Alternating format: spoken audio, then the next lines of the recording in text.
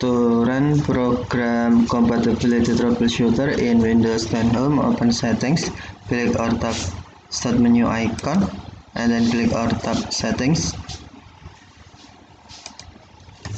Select Update and Security,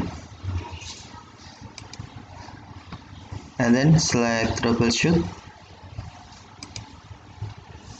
Select Additional Troubleshooters, and then scroll down screen,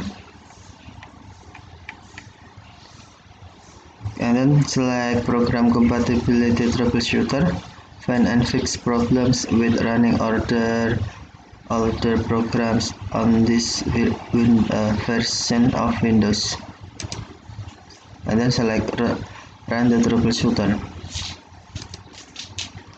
Allow the troubleshooter to run and then answer any question on the screen.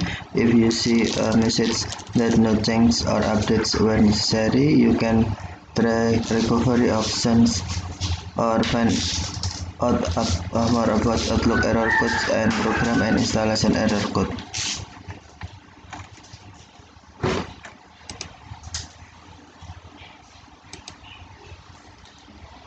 Okay, thank you for watching. Have a nice day.